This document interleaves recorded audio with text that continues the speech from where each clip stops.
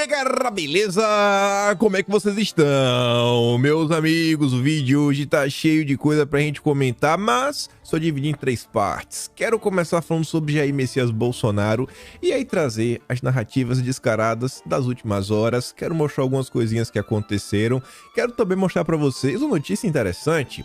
Todo o Brasil se uniu, na verdade se unirá, todos os partidos, para refazer a frente ampla, para impedir que o bolsonarismo vença nas eleições municipais de 2024. Isso porque todo mundo, toda a imprensa diz que Bolsonaro acabou, mas todo mundo tem que se unir contra eles porque ele não tem mais força nenhuma. E eu também tenho algumas coisinhas para trazer nesse âmbito, algumas notícias animadoras e alguns direcionamentos que eu acho que são bem pertinentes para o momento que o Brasil vive, isso analisando o que está acontecendo lá fora. Depois a gente vai falar de alguns embates entre esquerda e direita no dia de ontem. Ontem acho que o Brasil foi surpreendido com o voto de um indicado do Lula, que o Brasil ficou assim, o que é que está acontecendo? E a esquerda começou a espumar a raiva, falando algumas coisas, e eu quero mostrar para vocês o que é que foi dito, algumas reclamações, e sobre essas dubiedades, uma coisa que não é bem o que a gente esperava, etc, tudo mais. Tem algumas coisas que aconteceram nas últimas horas, que inclusive podem levar, segundo o consórcio, a demissão da Marina Silva. O que está acontecendo? Eu acho impossível ela ser demitida. Eu acho que está muito mais fácil o AGU sair do cargo do que a Marina deixar de ser ministra. E eu quero comentar sobre isso. Quero comentar sobre como o Lula vem agindo de forma dúbia para enganar sua militância. E também quero falar de algumas decisões aí que envolvem legislativo e judiciário. Outras polêmicas, mas não é a que chamou a atenção ao longo do dia de ontem. E por fim, temos que falar da agenda econômica do Dilma. Tá de mal a pior, fuga de investidores, arcabouço fiscal que não fecha e o déficit, pessoal. Se lembra da história que ia zerar em 2024? Se eu falar para vocês que a questão da dívida pública talvez só estabilize em 2031, será o quê? Uma década perdida? Não sei, é o que estão falando os economistas. Mas vamos começar que tem muita coisa, espero dar tempo de comentar sobre tudo. Ainda tem história lá da nova nomeação do Lula, um advogado na privada, mas vamos lá. A Isto É, tentando ganhar algum tipo de audiência aí nas últimas horas, eu acho que foi o seguinte. Ontem, a Mônica Bergamo tava lá gritando, comemorando, que a Folha de São Paulo tá cheia de assinantes. Aí acho que a Isto olha e falou, pô, por que a Folha de São Paulo tá cheia de assinantes? Porque eles só criticam o Bolsonaro o tempo todo. Todo dia batendo em Bolsonaro. Eu vou bater em Bolsonaro também. Vou bater. Aí tá ali, ó. Exclusivo. Justiça vai bloquear os 17 milhões do Pix de Bolsonaro. Não pode. Não pode. Não pode. As tia do Zap não podem doar pra Bolsonaro. Tá ali, ó. Os delegados da Polícia Federal, à frente das investigações sobre os valores milionários, consideram que poderão rastrear a origem do dinheiro depositado de maneira fragmentada. Acreditam que ele é fruto de lavagem de capitais. Aí eu fui dar uma olhada na nota e realmente é isso aí, ó. Polícia Federal vai pedir bloqueio do Pix milionário de Bolsonaro e o judiciário deve congelar a fortuna. Aí, ó, peritos da Polícia Federal, de acordo com informações exclusivas obtidas pela Isto É, acreditam que os 17 milhões recebidos em Pix são mesmo fruto de lavagem de capitais, que é um crime com penas de, no mínimo, 12 anos de prisão. E isso aqui tá... assim, é mais uma, né? Já tá ficando meio cansado. É falar, isso aqui é doentio, parte da empresa. Mas tá falando, é o tempo todo isso. É o tempo todo isso. É sério mesmo. Vocês... será que essa turma acha que eles vão ficar gritando o tempo todo? Olha só isso aqui, aquilo outro. E a população vai acreditar só porque eles estão insistindo na mesma história? Pessoal, qualquer pessoa que para e pensa por 5 minutos, aí olha o seguinte, essas doações, esses 17 milhões, foram mais de 750 mil doações diferentes. Estamos falando de 750 mil. 750 mil. Gente, dá uma média de uns 20 reais. Dá uma média de uns 20 reais. Você quer me falar que você conseguiu mobilizar 750 mil pessoas pra fazer uma coisa dessa? Tá vendo que essa matemática não fecha? Assim, que lavagem de dinheiro é essa que envolve 750 mil pessoas Assim, realmente é um negócio assim que é o ápice da descentralização. É impossível disso acontecer, mas não importa. Eles seguem a narrativa, né? Mas, não, isso aqui não vou falar nada, né? Isso aqui não é perseguição. A Rede Globo falou que isso não é perseguição, isso é coisa da cabeça de Bolsominion. Não, não, isso aqui é tudo com muito amor, muito carinho. Aí depois que saíram essas notícias, essa notícia específica, o Carlos Bolsonaro até postou assim, ó. Obviamente, essas vaquinhas nunca foram motivos de um pingo de suspeição. Tudo pela democracia relativa. Aí coloca, o Odisseu arrecadou mais de 1 milhão em vaquinha na internet. Que boa demais. PT recorre a vaquinha online para custear caravanas à festa da posse de Lula. Também, tudo bacana, tudo porreta. A notícia de cima de 2014, de baixo de 2022. Aí quando eu vi essa notícia da Isto É, né? Aí, a vaquinha de Bolsonaro. Aí eu fui buscar, que eu tinha feito no dia 31 de julho, eu acho que foi o vídeo. Não, foi o vídeo dia 1º de agosto. 1º de agosto o vídeo. Aí eu tinha pegado uma notícia, né? Lula comemora a vaquinha feita por sindicalistas para pagar multa eleitoral. Essa é do amor. Sindicato organiza a vaquinha para pagar multa de Lula. Também do amor. Reinaldo Azevedo. Lula faz vaquinha para arrecadar 500 mil. Com muito amor. Preso, Lula faz vaquinha virtual para a campanha e terá de ressarcir doadores se for barrado pela justiça. Com muito amor. Petistas fazem vaquinha para pagar multa de 468 mil imposta genuíno. Também com muito amor. Instituto Lula faz vaquinha para evitar extinção. Com muito amor. Após vaquinha de seu paga que o Carlos trouxe, PT faz vaquinha para pagar multas dos condenados no mensalão. Tudo com muito amor. Com muito amor e com muito carinho. Aí veja. Fizeram busca e apreensão. Pegaram o celular de Bolsonaro lá atrás. Vocês devem lembrar disso. Essa postagem aqui é da Globo. G1. Ali embaixo, ó. Celular de Bolsonaro. O Bolsonaro não postou, nem escreveu nada. Só colocou o print. Ao blog, investigadores também afirmaram que foi concluída a análise dos dados do aparelho celular apreendido com o próprio ex-presidente Jair Bolsonaro. O dispositivo foi obtido pela Polícia Federal em maio, na operação que apurava, né, supostas falsificações no cartão, né, de Bolsonaro e aliados. A conclusão dos investigadores é que o celular de Bolsonaro não trouxe informações relevantes para apurações conduzidas pela Polícia Federal. Na prática, isso significa que o dispositivo será descartado para os inquéritos. Aí sabe qual vai ser a nova narrativa? Eu já te garanto. Vamos falar o seguinte: Bolsonaro, sabendo que a Polícia Federal estaria em sua cola, só fazia as suas maracutaias por ligação de voz para não ser gravado. Vai ser isso, é o tempo todo. Eles não aceitam. Eles precisam de alguma narrativa, de algum fato. Não, fato não. Se tiver um fato, eles estavam felizes da vida. Tem que criar alguma narrativa pela falta de fatos. Não tem o fato, então cria a narrativa, porque tem que perseguir. Tem que perseguir. Tem que perseguir para tentar destruir a imagem de Bolsonaro no imaginário popular. Mas tá aí, não achou nada. Eu acho que Bolsonaro não tava brincando. Quando a Polícia Federal, né, fez a busca e apreensão, falou: não, a senha, eu te dou minha senha, tá aí. Não, desculpa.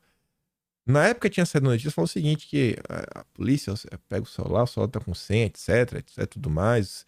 E aí Bolsonaro falou: cara, o celular nem senha tem. Nem senha tem. A calma de um cidadão que nem senha coloca no celular. Porque não tem nada ali. Nada pra esconder. É engraçado, né? Era pra ver o negócio do cartão. A turma tava dando um bisu no celular inteiro, né? Mas deixa lá. Tudo com muito amor.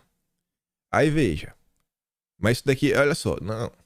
Perseguição é coisa de bolsominion. Não. Um Bolsonaro é apenas a lei sendo feita. Olha isso daqui.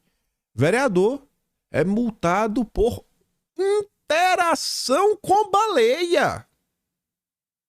Não é que ele bateu nela, não. Ele interagiu, gente. Você não tá entendendo. E suspeita semelhante recai sobre Bolsonaro. Rapaz, Bolsonaro. Deixa a baleia quieta, Bolsonaro. Vereador Wagner Teixeira, de São Sebastião, foi multado em R$ 2.500 pelo IBAMA, conforme mostra um auto de infração do último dia 14. Qual o motivo? O IBAMA entendeu que o parlamentar teria molestado de forma intencional. Ah, pô, essa palavra é forte. Normalmente você toca onde não deve. Você tocar onde não deve. Uma baleia jubarte, da qual se aproximou em junho durante um passeio de barco no litoral paulista. A aproximação indevida a menos de 30 metros. Olha, eu sei que a baleia é grande. E a baleia deve ter os órgãos bem grandes. Mas 30 metros acho que não é, irmão. Sabe, pra você fazer uma coisinha assim, porque essa palavra aqui, né? É molesta, a palavra é difícil. Marina Silva e o careca cabeludo do IBAMA estão demais. 30 metros na análise da fiscalização baseada. O cara assistiu o vídeo, não. Pelo vídeo aqui é 30 metros. Você se aproximou 30 metros. Não pode. Gente, olha só. O cara. Não é que ele bateu na baleia. Ele nem tocou na baleia. Ele tava a 30 metros. 30 metros. Isso daí levou com que ele desrespeitasse uma lei de 1987, além de uma portaria e um decreto mais recente. As normas determinam que embarcações com motor ligado fiquem a 100 metros desses espécimes marinhos. 100 metros. Pá. Olha o tipo de lei que tem no Brasil. Aí, por quê? O que tem a ver Bolsonaro? Você vai saber agora.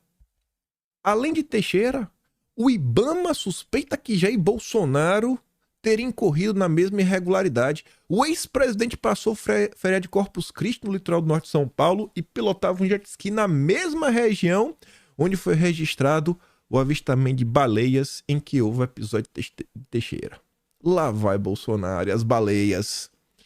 De acordo com o próprio vereador, o órgão analisa imagens, também publicadas nas redes, em que um homem persegue uma jubarte num jet ski enquanto a filma com o celular. Bolsonaro. Foi você. Não faça isso, Bolsonaro. Bolsonaro perseguiu a baleia. Apoiadores de Bolsonaro usaram esses registros para exaltá-lo, dando a entender que é ele quem aparece nas imagens. Bolsonaro fica frente a frente com a baleia. Veja que cena linda, diz um desses conteúdos. O IBAMA abriu 2 procedimentos para tratar do tema.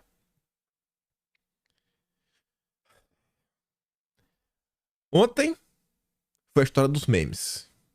Bolsonaro dava dicas de meme. Consultor extraoficial de memes. Além de presidente da República, ele dava conselho sobre memes. Agora, ele persegue baleias. Cara, tá inacreditável. Esse é o Brasil. Gente, só falam de Bolsonaro. É o tempo inteiro. É o tempo inteiro. Eu estou rindo porque a situação no Brasil é triste. O Brasil evoluiu. Tá pior. Porque no passado era mensalão, era petrolão.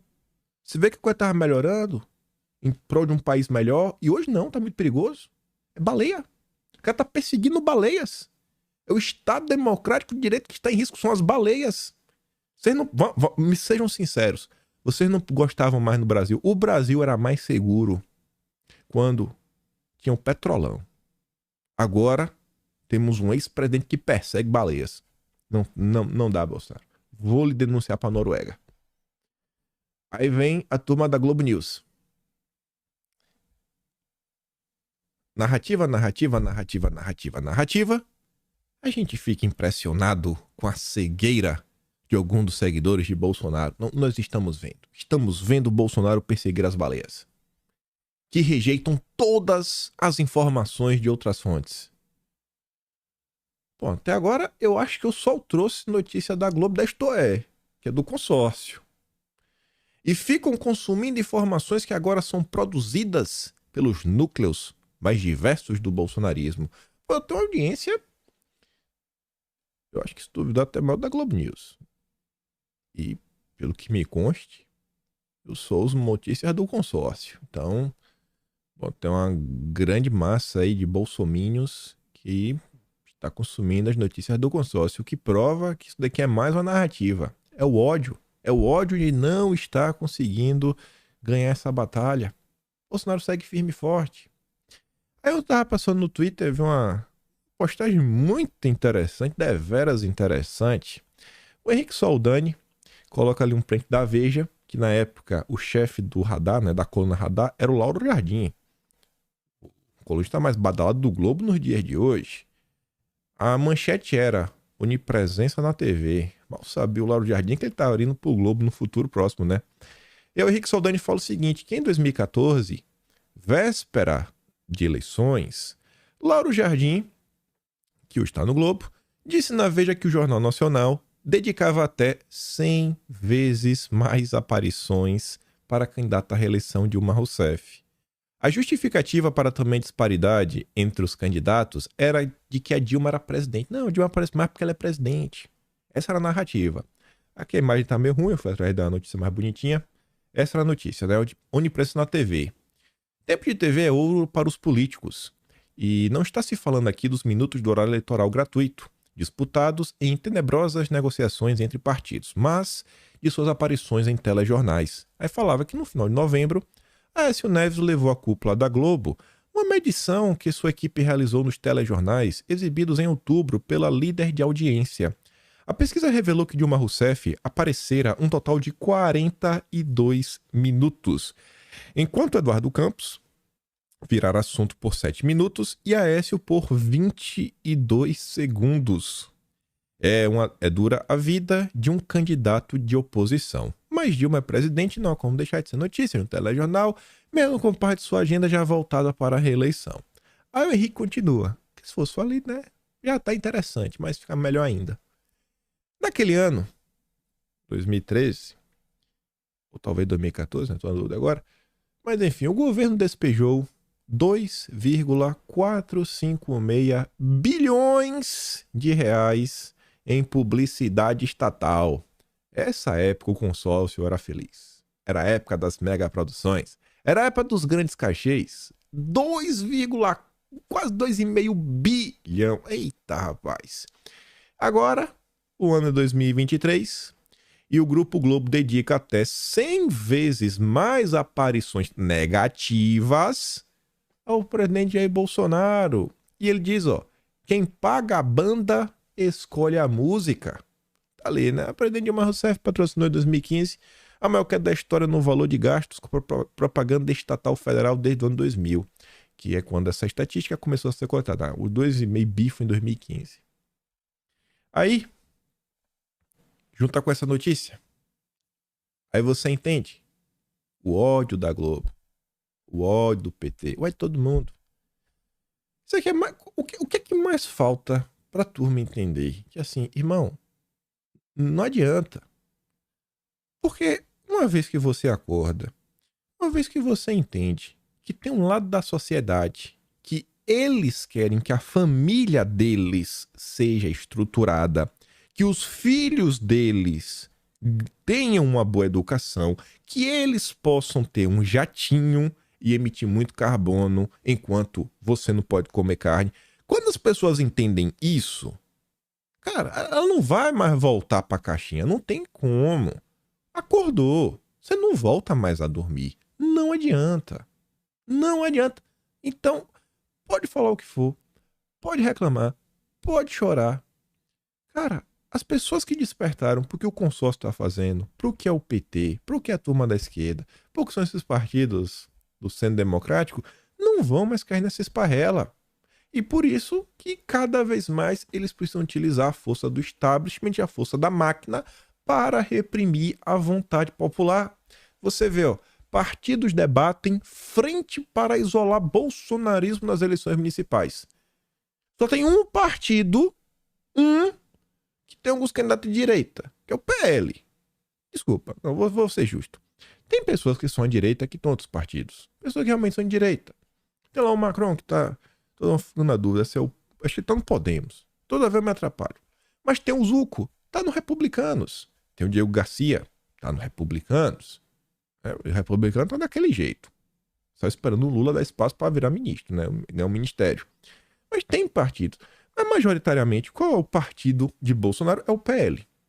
que, segundo o Valdemar disse, né? Você sabe muito bem como o Valdemar é. Não, partido de direita, por causa da família, etc. Mas, enfim, e o que é que se espera? Que agora, em 2024, o PL lance alguns candidatos mais à direita, seja para vereador, seja para prefeito, só que não vai ser no Brasil inteiro. Vai ser num local ou outro, etc, tudo mais. Beleza. E vai ter local que talvez não lance o candidato, lança um vice, faz uma composição, junto com outros partidos mais à direita, para tentar crescer, né? Um movimento como um todo. Mas a unidade do tal bolsonarismo está em torno de um partido. Um único partido. Conta todos. Aí a Folha de São Paulo conta, hoje de madrugada, né, que partidos de diferentes posições ideológicas, vocês vão ver, né, como eles são todos de esquerda, todos. E quem não é de esquerda é a direita da esquerda.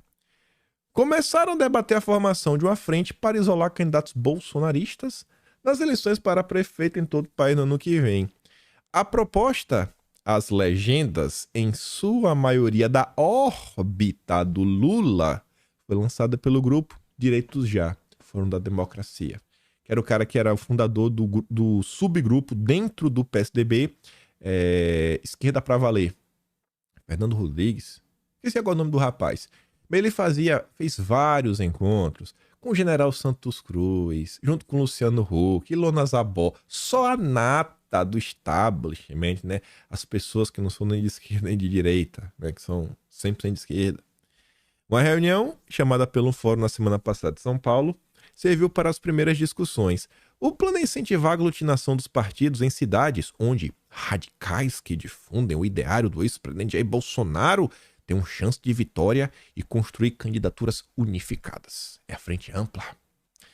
Das 15 siglas que compõem o Direito Já, criado em 2019, 11 mandaram representantes. Estavam no evento quadros da direção ou da fundação partidária. Olha os partidos: PT, PSD, ou PSB, MDB, PDT, PCdoB, Rede, PV, Cidadania, aí sim, o PSD, PSDB e Podemos. Só faltou republicanos e o PP nesse hall, porque PSOL também tá aí, mas não foi. União Brasil também tá aí, mas não foi. Avante também tá aí, mas não foi. Solidariedade também tá aí, mas não foi.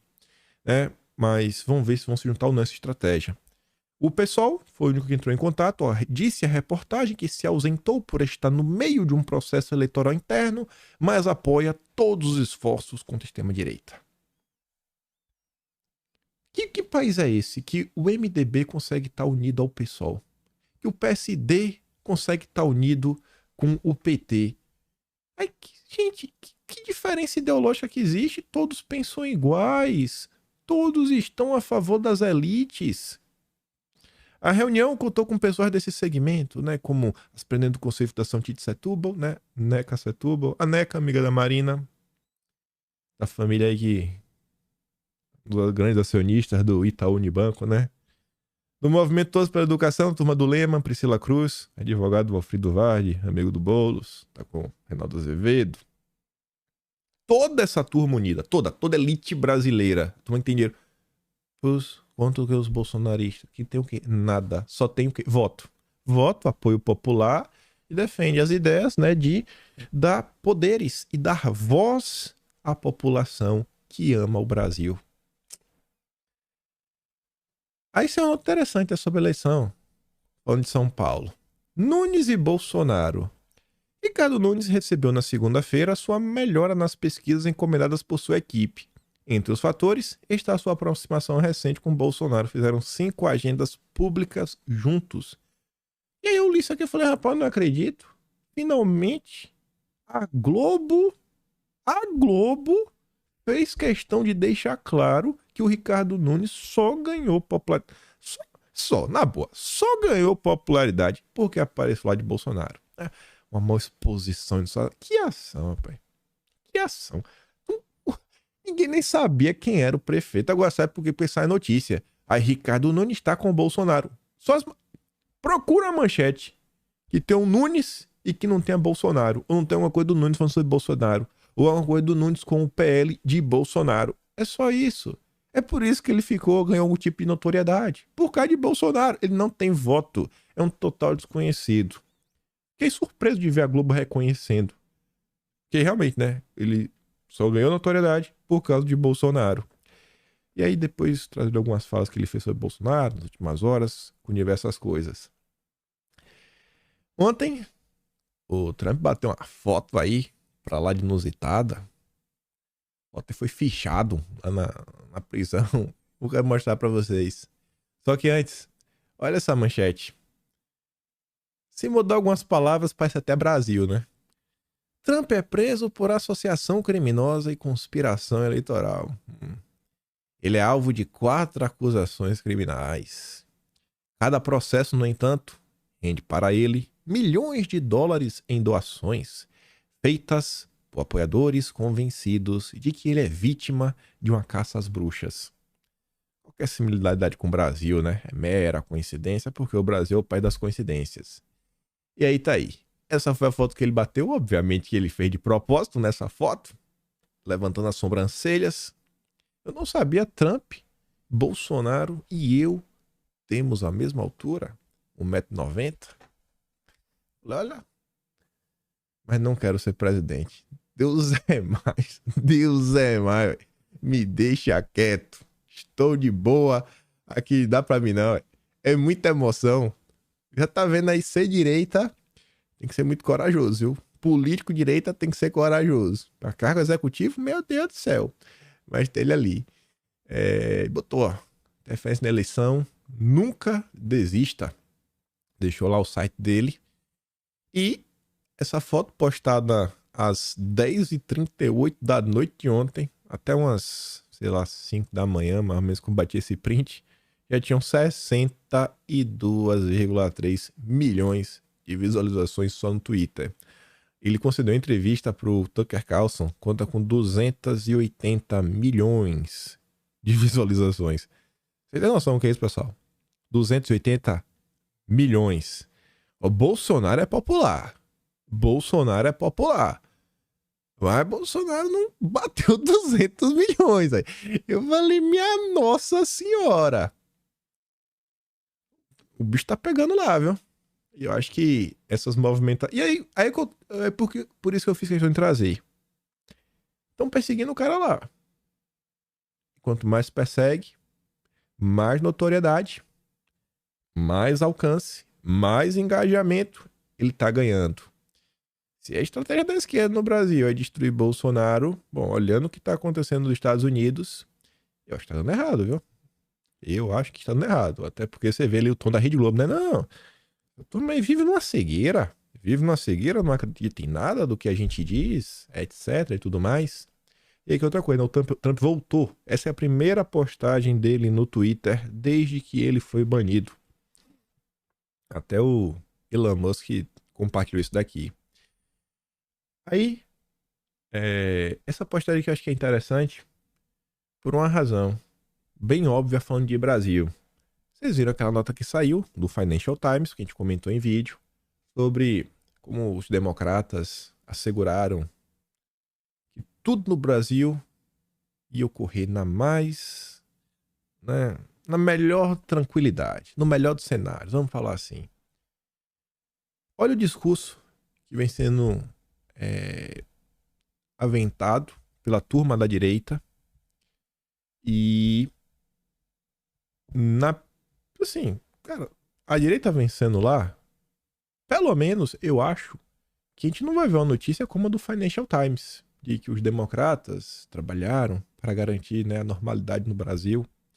O Vivek, eu acho que a opinião dele é muito similar à do próprio Trump nesse assunto. Ele fala assim, ó, como comandante em chefe, reorientaria a nossa política externa da hegemonia liberal para o que chama de doutrina Monroe moderna. Não mexa com a nossa pátria ou com a nossa periferia.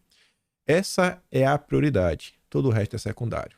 O negócio de ficar querendo levar a democracia para outros países, tá errado. Tá errado. Tá errado. Tá errado. E eu acho que a turma no Brasil, a turma da esquerda brasileira, sem um apoio do Partido Democrata para avançar com algumas agendas, eu acho que eles podem perder muita força, principalmente em 2024. Desculpa, 2026. E falando em 2026, Esse daqui é o típico post que eu gosto porque eu falo, eu acho que eu estava certo, hein? Vejam só. Vivek, hypadíssimo, tá pra passar o DeSantis, né, e assumir a segunda colocação nas primárias, mas eu acho que não tem como tirar o Trump de jeito nenhum.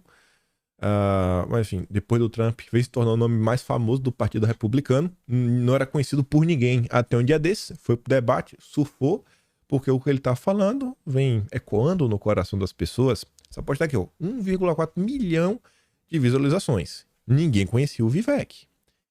Olha o que ele disse. Aqui está a verdade sobre como vencer em 2024 de forma esmagadora. Será que esse conselho dele é aplicável para o Brasil? Não 2024, que é municipal, mas para 2026? Será que o conselho do Vivek pode nos ajudar? Pode ajudar a direita brasileira? Olha o que ele diz. Pare de falar sobre Joe Biden e comece a falar sobre a nossa própria visão. O segredinho sujo é que Biden nem é quem está no comando. As pessoas que elegemos para dirigir o governo não são as que realmente dirigem o governo neste momento. É a classe gerencial do Deep State, do establishment. Essa descrição dele, se eu trocar Biden por Lula, se encaixa? Trocar o Deep State pelo establishment brasileiro, se encaixa? Acho que sim, né? Não fique só reclamando do Lula, mas também fale da sua agenda. Olha o que ele continua falando. Oferecer detalhes, sem precedentes, sobre exatamente como fecharemos agências governamentais de 3 letras e se explicarmos ao público como isso reaviva nossa economia, restaurar a responsabilidade no governo, venceremos. A triste verdade é que o Partido Republicano, neste momento, é um partido em busca de uma agenda. Não tem uma agenda, não tem um projeto de país, um projeto de nação. Entregamos as eleições intercalares de 22 porque agimos como um bando de rex partidários, vomitando banalidades testadas em sondagens sobre a agenda falhada de Biden. Tem que falar da agenda falhada? Tem, mas mais do que isso, tem que ter uma agenda, tem que ter um projeto de país. Tem quanto tempo eu tô falando para vocês? Gente, vamos, no mínimo, popularizar este debate. Que precisamos falar sobre agenda. Para quando as pessoas procurarem, meu Deus, quem está preocupado com o Brasil? No mínimo, ele perceber que, aquela turma ali na direita está discutindo um projeto de país, está discutindo um projeto de nação. Quantas vezes em vídeo eu já falei, nos últimos 2, 3 meses, Bolsonaro, diferente dos políticos, dos parlamentares que a gente tem uma agenda clara. Você olha, o exemplo você olha para Bolsonaro, você fala, aquele cara é a favor, né, da ferramenta. O discurso de Bolsonaro não era contra o judiciário. Não. O discurso de Bolsonaro era a favor da liberdade. Aquele cara é um liberticida. Eu até falei isso em vídeo, falei, tiveram que criar esse termo, não, liberticida, pra você falar que liberdade é ruim. Aquele cara é a favor, né, cristianismo, da religião, com um ponto importante, né? Deus acima de tudo.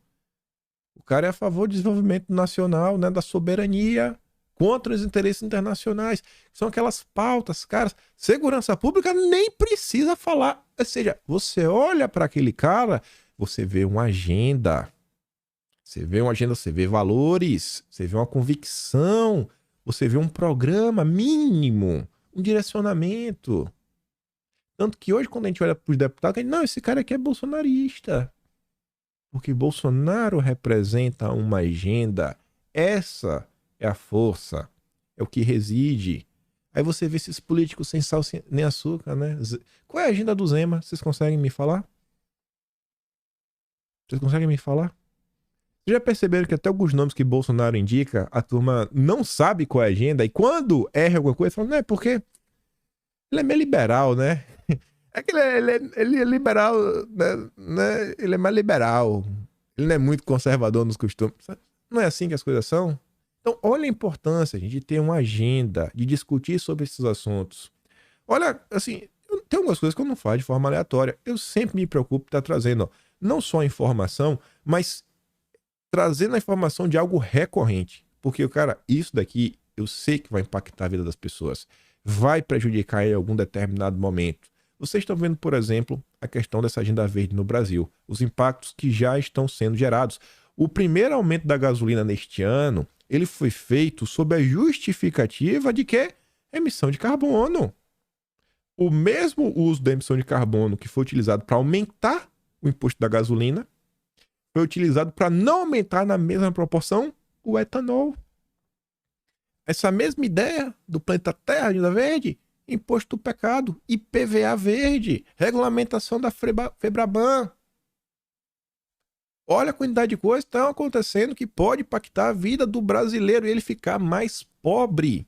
Mais pobre. Projetos que não avançam. A Petrobras que não sai do lugar. Agenda. Agenda. Tem que ter uma agenda. Até na hora de criticar, você vê. Não é uma simples crítica. É falar. É uma crítica mostrando. A minha agenda é outra.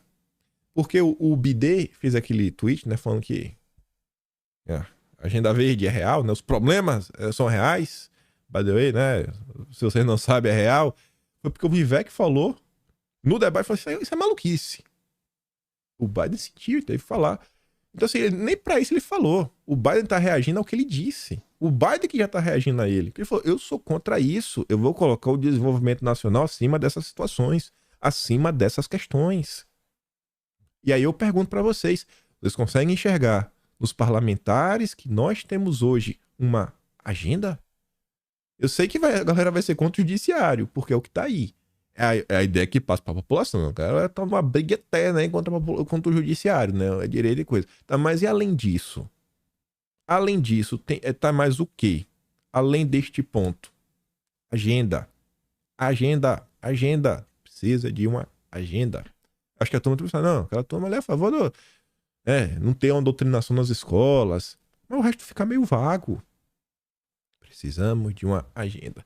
E aí o Vivek voltou, o Biden sentiu e falou: minha agenda é que eu não creio nisso. Chore. 6.200.000 visualizações, quase 90 mil curtidas. Tá ou não tá reverberando?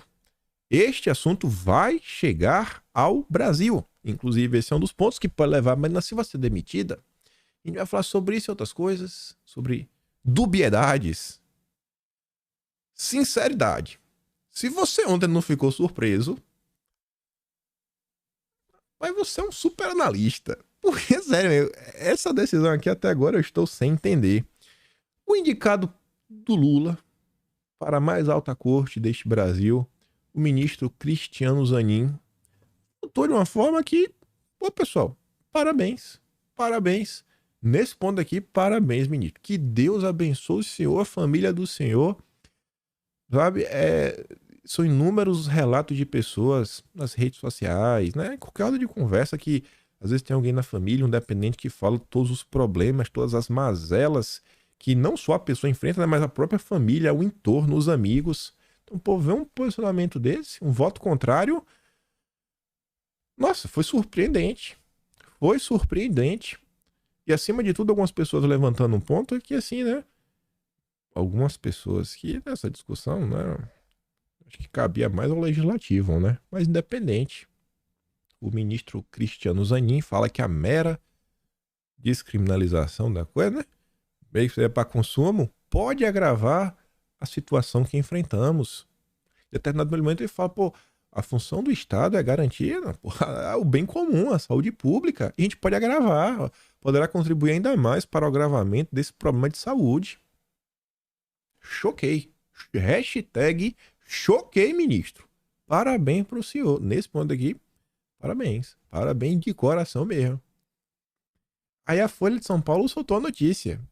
Porque eu vou mostrar para vocês alguns prints. Já que só a notícia também mostrar, né? Zanin irrita grupos de esquerda e direita vibra com grata surpresa.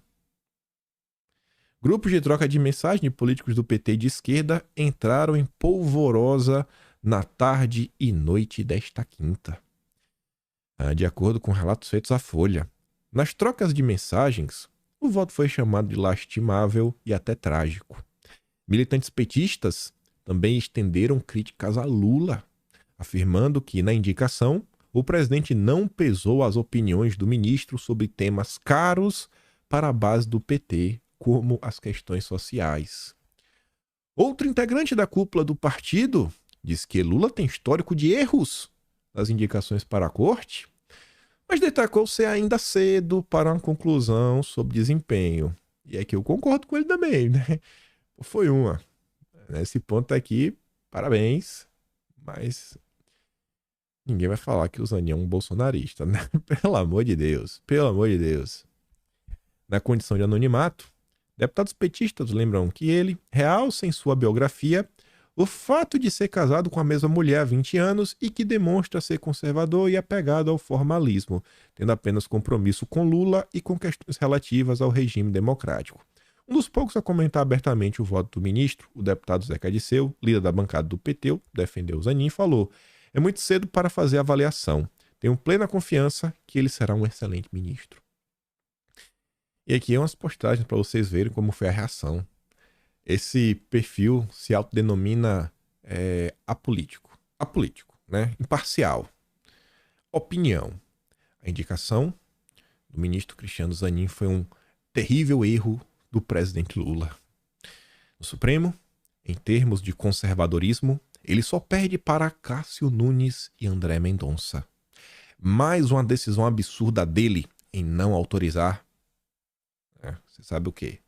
Aliás, recomendo para quem for passar um belíssimo pano para ele que olhe as curtidas. Olha o que ele curte. Vem Maria. Ui.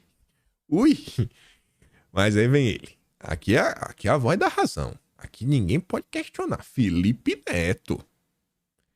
Como já corriam os rumores nos bastidores da política, cada voto do ministro... Ele não chama pelo nome. Ministro Cristiano Zanin, como ministro da Suprema Corte Brasileira, fará a família Bolsonaro sorrir em concordância.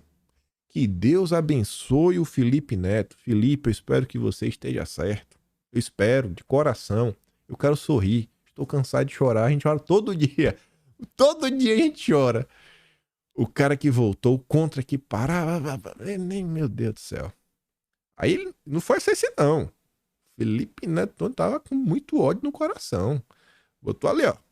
Justiça, né? Que é do carta capital. Zanin volta a conta. Mendonça pede vista e fala assim, ó. Quando o Lula indicou que colocaria Zanin no Supremo, os progressistas só pediam uma coisa. Onde estão os posicionamentos deste homem? Qual sua visão de mundo? E aqui Felipe Neto usa uma palavra interessante. Progressistas. Ele não falou da esquerda. A esquerda é um grupo que não é uníssono, não é homogêneo, assim como a direita, né? A direita é a direita permitida, a direita da esquerda, a centro-direita democrática, e tem os bolsominions. Eles nem direita são, né? Se não gostar de extrema-direita. Mas tudo bem. Quando você olha a esquerda, gente, sem brincadeira, a gente já comentou sobre isso também várias vezes, tem no mínimo, mas no mínimo, do mínimo, dois grupos muito claros. Você tem os progressistas, que é a do Felipe Neto, que abraça a agenda verde, a agenda identitária, a agenda do woke, né? SG, vocês já sabem toda essa história. E você tem aquele comum na raiz, que abraça muita dessas causas, só que ele é muito mais lulista. E esse comum na raiz, ele ainda tem aquelas ideias, né? Pô, que é uma indústria forte, e aí o Estado pode ajudar, né? Daquela mãozinha, que é uma Petrobras forte. E é aquela turma que tá, não, pô, não é bem assim, não. Não, o Lula não é um vassalo do Biden, não. Enquanto a turma progressista fala, não, o Lula é o Biden, e o Soros, e o Klaus, e eles gostam disso. E eles querem fomentar cada vez mais essa aproximação. E a esquerda pedida assim, tá sendo deixada de segundo plano. E aí o Felipe Neto depois continua e fala assim, ó. Agora está claro, Lula colocou um conservador no Supremo, que vai ficar lá por 27 anos. Que Deus abençoe as falas do Felipe Neto. Inacreditável, Lula. Inacreditável. Depois vai de novo, ó. Coloca a notícia da Damares. Elogia o ministro. Ele fala assim, ó. Teremos 27 anos deste sujeito na corte. Muito agressivo, né, Felipe Neto? Muito agressivo. Não fala assim. Seja mais ponderado.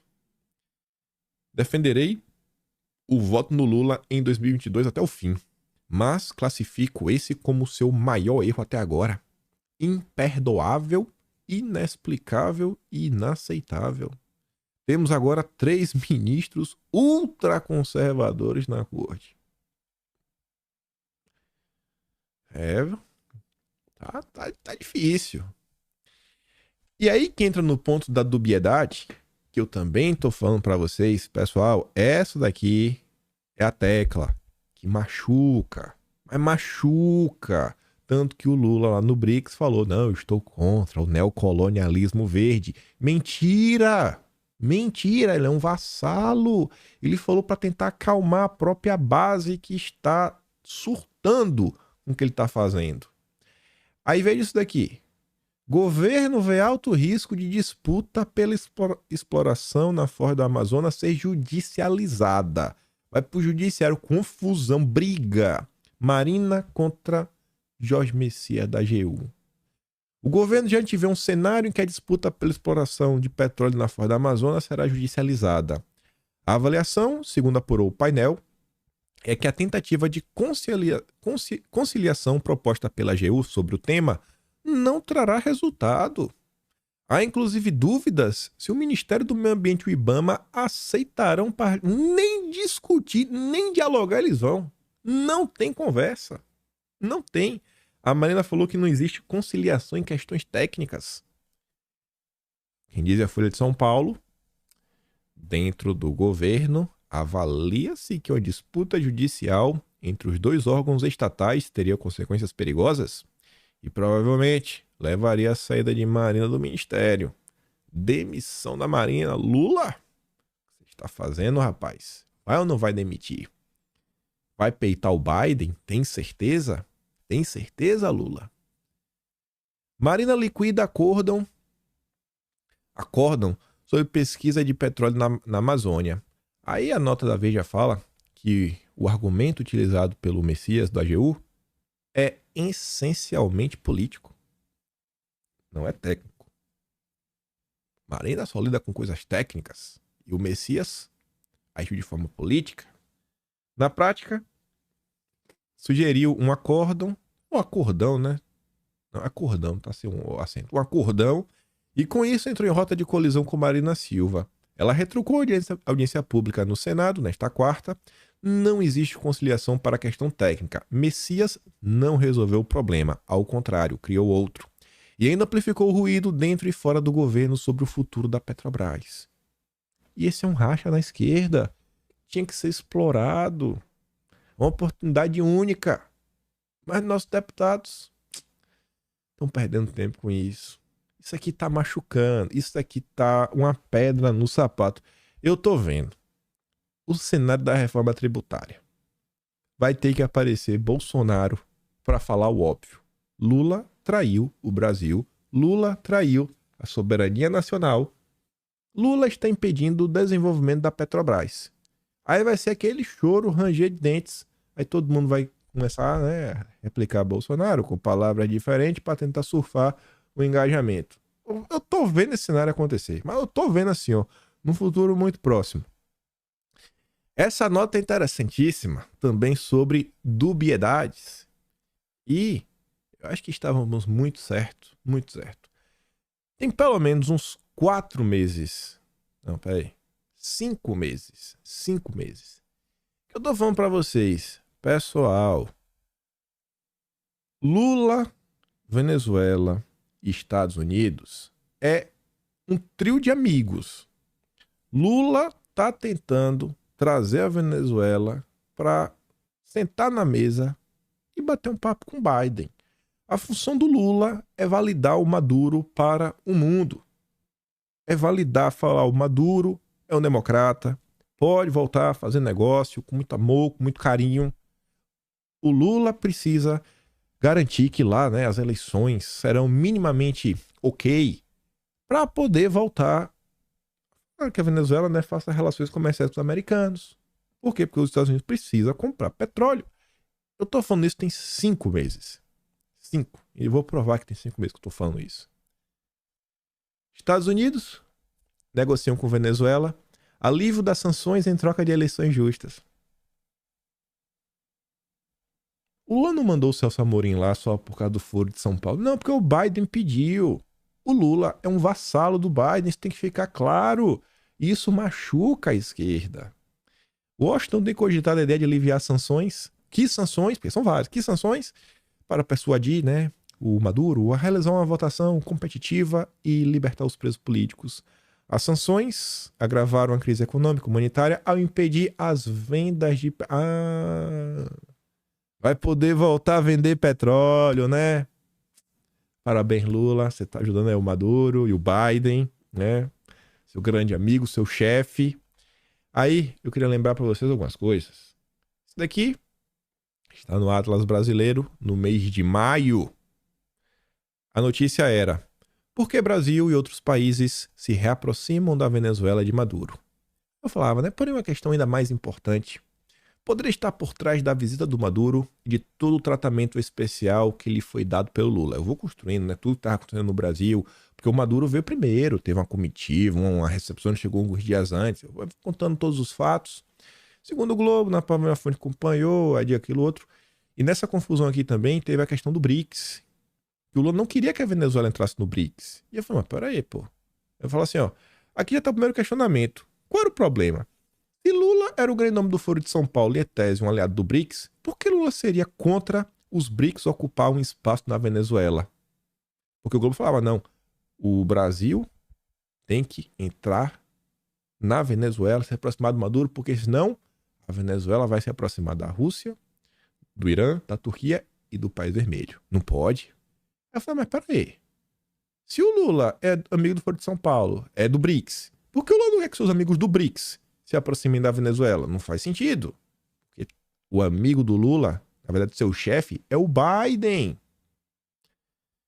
Aí depois eu falava, né? O Lula não era aliado do BRICS, mas sim do imperialismo americano.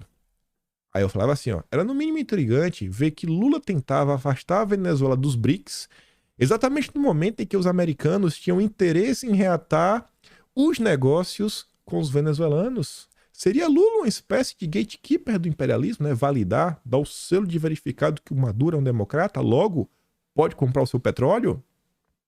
E estaria Lula tentando validar a posição de democrata de Maduro para facilitar e justificar o processo de aproximar a Venezuela e os Estados Unidos? Para responder essas perguntas, sugiro a leitura do Atlas Brasileiro de maio, onde temos os relatos da visita de Celso Amorim à Venezuela, que naquele momento já demonstrava estar empenhado em mostrar para o mundo que a Venezuela era uma democracia, tá certo? Democracia que estava pronta para voltar a fazer negócio com os americanos. Aqui é só uma das notícias de março. Governo Lula quer ser ponte entre Maduro e oposição venezuelana. E aí dizia, ó, além da agenda verde, parecia que o governo Lula queria ser uma ponte para levar a democracia para a Venezuela. Por trás de tudo isso, o que se comentava na época era a possível atuação do PT para aproximar o Maduro do Biden e do Partido Democrata. Então, quando eu falo a vocês, gente, o Lula deixou de ser do Foro de São Paulo? Não, o Lula não deixou.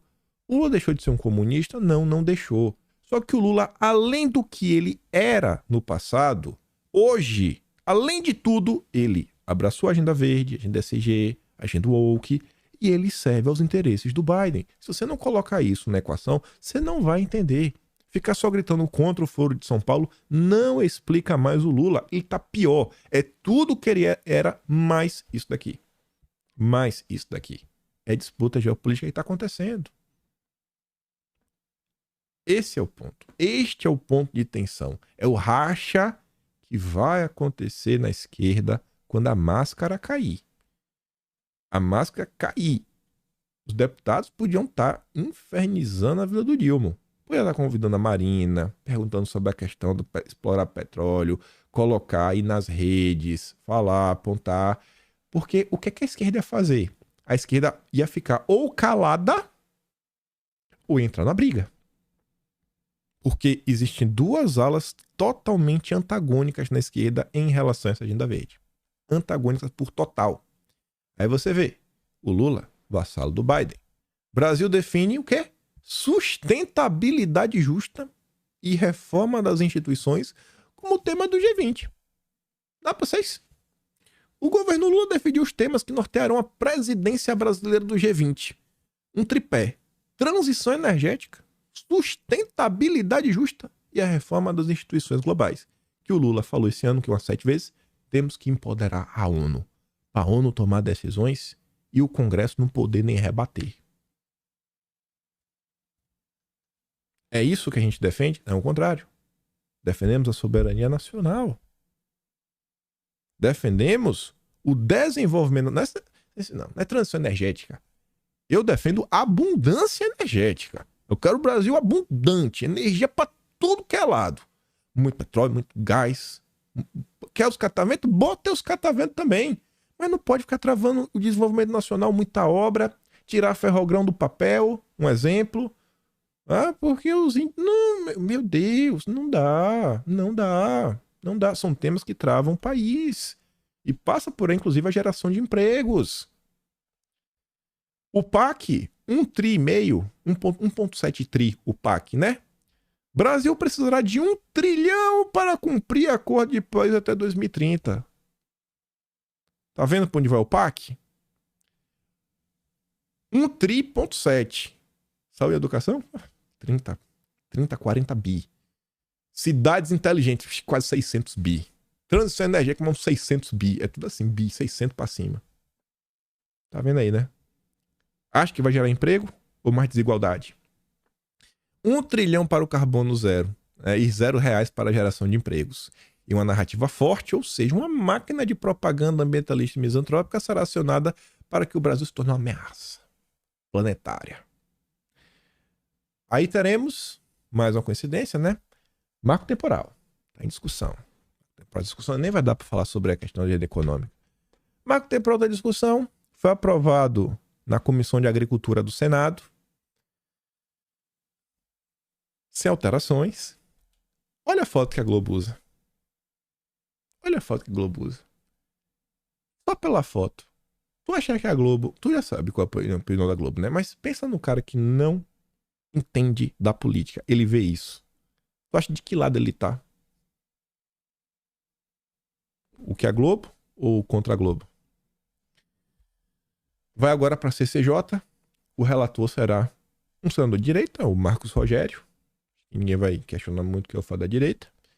Foi designado relator, mas que baita coincidência. Foi aprovado, né? E voltou a ser pautado. Pautado aí pela Corte Brasileira, né? Para ver em que pé vai, onde vão discutir. Beleza? A NPR diz que texto do marco temporal é inconstitucional. Tá difícil a coisa. Parece que grande parte do judiciário brasileiro é a favor mesmo dessa agenda, né? A Associação Nacional dos Procuradores da República sublinha para inconstitucionalidade da regulação sobre o marco temporal das terras indígenas em discussão no Senado. Diz a nota, tá ali, né? Falando, não, nem vou ler essa nota. Aí, olha que engraçado. Senado agenda sabatina de defensor público de Lula. Como mostrou Malu Gaspar, uma tropa de choque que inclui Damares, Girão, Moro e Rogério Marinho agiram para tentar barrar o nome de Roque. Isso porque, apesar de não ter sido chancelado, Roque vinha atuando como defensor público, inclusive fazendo viagens pelo Brasil para se encontrar com lideranças indígenas. Só é liderança indígena quem reza a cartilha. Olhem as pessoas que o Lula está colocando na máquina. Olhem as preocupações que a turma que ele está colocando tem. Tanto que foi uma surpresa um dos votos, né? Ele fugiu totalmente à regra, mas a Marina, outra coisa, os ministérios, é o PAC Verde, a transição ecológica, esse é o discurso do próprio Geraldo Alckmin. Então tá aí, ó, o grande ponto de tensão desse desgoverno. E é um tema que eu tenho a mais pura convicção que vocês conseguirão dialogar, inclusive com outras bolhas. Para dar um exemplo, era para eu ter dito no vídeo antes, esqueci. Semana que vem, vou deixar para quando estiver perto. Fui convidado, fiquei surpreso, para um canal que não é da bolha da direita, não é um canal grande. Não é grande, não é um canal menorzinho. Aí me chamaram para bater o papo, e no convite assim, pô, a gente queria falar sobre ONGs, queria falar sobre a Amazônia, Agenda Verde, da Turma dos Soros, etc. Eu falei, pô, na hora, cara, vamos nessa. Poder falar para um público, muitos deles posso falar até de esquerda, e ser convidado para falar sobre isso. Eu acho que eles vão me dar, pelo tom, e eu acho coisa, a forma como foi feito o convite, acho que vão me dar espaço para falar. É um tema que você consegue falar para, inclusive, fora da bolha. Trazer o cara para botar a mão na cabeça e falar, pô, o Lula tá me traindo. O Lula me traiu. Esse é o sentimento que a galera deveria tá tendo, mas muitas fecham os olhos, porque a própria esquerda não comenta, mantém silêncio, pula não perder sua base, né? Tem lá o tom do PCO, dos passapanistas. Tem umas coisas aqui da questão econômica, queria comentar aqui rapidinho. Essa aqui mesmo é engraçada, né? Não sei se vocês viram. O Lula não sabe fazer matemática. Não, eu tô com 77 anos, daqui a 33 anos eu vou ter 120. Não, 110. Não sabe fazer conta, né? E o Lula não é bom com números. Não é mesmo. Não é mesmo. Então, deu errado. O Brasil tá para quebrar. Governo quer aumentar a receita para 19% do PIB. Fazendo o quê? Aumentando imposto. Aumentar a receita, gente, é arrecadar, é tirar de alguém. O governo quer aumentar. Óbvio. Quem poderia imaginar? Quem poderia? É assim que o Lula trata os números e a economia. Esse eu quero comentar depois porque leva mais um tempo, mas vê isso daqui. Arcabouço fiscal. Arcabouço mantém regra frouxa e depende de receitas difíceis, dizem economistas. Aprovação na Câmara não alterou a avaliação de nova regra fiscal. O mercado vê arcabouço com desconfiança pela complexidade de concretização do aumento de arrecadação.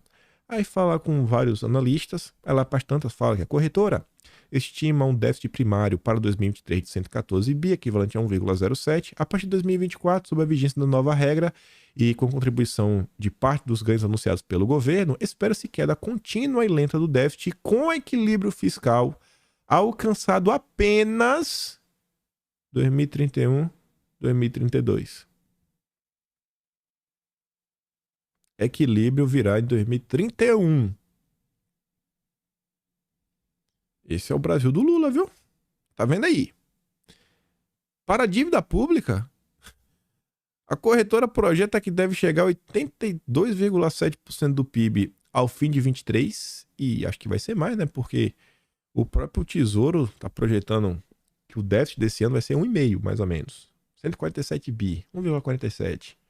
Então, se esse aqui acho que é 114 e tá botando 82,7, eu acho que vai dar mais, né?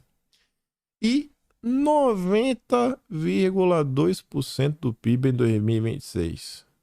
A gente vai ter uma dívida quase do tamanho do PIB inteiro. Quando tenderá a estabilidade? Tenderá, né? Não sabemos. Os números referem-se ao cenário base da corretora. Aí, diante desses números, o cidadão comum ele pode não estar acompanhando, mas os investidores estão. Estrangeiros saem em debandada da B3 com aversão ao risco e concorrência dos Estados Unidos. Para analistas, as justificativas para esse comportamento estão em um conjunto de fatores internos, né, política doméstica, econômicos, o Ministério da Fazenda do Haddad, e externos, que vem influenciando o mercado. Olha o alívio nas bolsas. É mentira! Ibovespa cede com realidade batendo a porta. Saldo do dia. De uma virada, 180 graus. Ibovespa para baixo, dólar para cima. Foi nesse ritmo que o principal índice acionário da B3 chegou ao seu 15º pregão no negativo em agosto. Se ontem investidores foram felizes, nem lembram mais. Os receios de possíveis novas altas de juros nos Estados Unidos embalaram uma fuga do risco. O arcabouço, agora aprovado, também vai perdendo seu brilho, conforme analistas se debruçam sobre seus prováveis problemas. Lula quebrou o Brasil. Quebrou o Brasil. E as pessoas, gente, elas vão perguntar o seguinte, tá? E agora? Como é que tu vai resolver minha vida? Como é que tu vai resolver minha vida? Esse discurso da liberdade de expressão, eu acho que ele ainda é importante. Olha isso aqui só para fechar. Da África do Sul, Lula solicitou que o governo recolha temas polêmicos e espere sua volta para avançar nas discussões. Ele se referia à taxação das offshores e o imposto sindical. Lula não quer que tribute os ricos, né, os bilionários, Segura e depois indicar o que pegou mal. Aqui tá uma postagem de um cara da esquerda falando, até compartilhando no Twitter, né? O cara é contra dar 1% do salário pro sindicato, mas manda 10% pro pastoria. Quanto amor nesse comentário. Aqui é a questão do dinheiro na cueca, como eu comento também, porque envolve também o negócio de pele das fake news. Mas enfim, gente. As pessoas, elas vão querer saber como resolver a vida delas. Tá ruim? E aí, como é que resolve? Como é que vai gerar emprego, etc e tudo mais? Liberar a expressão ter esse espaço? Com toda certeza, porque as pessoas também estão ficando cansadas desse discurso social. Tudo é fobia, tudo é ismo, tudo é choro, tudo é mimimi. O povo também não quer. Esse discurso ele tem vez, tem voz. Mas tem que ter um a mais. Tem que ter um a maisinho. E além disso, vamos criar confusão, pô. Vamos botar pra esquerda ficar nervosa, se debater entre si. E aí? O Lula tá ao lado da Marina ou tá ao lado do Brasil? Tá do lado da Marina, das ONGs, do Biden, tá do lado da Petrobras, do Brasil, de explorar o petróleo, enriquecer o estado do Amapá. E a margem equatorial, na verdade, vai do Amapá até o Rio Grande do Norte. E aí? Tá do lado de quem, um Dilma? Eu acho que tá do lado do Biden. Não dei play nenhum vídeo, né? Então, se você gosta do meu trabalho, quiser assinar mesmo no canal, vai assinar mesmo, né? Então, valeu, tem um pé na descrição. Atlas Brasileiro, kimpen.com.br, o maior registro da história desse país. Obrigado a vocês que me apoiam, porque esse registro, pra mim, ele acaba sendo útil até pra mim também. E compartilha esse vídeo. Volta amanhã, porque eu espero estar aqui amanhã. Espero ver vocês. Aquele grande beijo e abraço, tamo juntos. Valeu, meus amigos. Fui!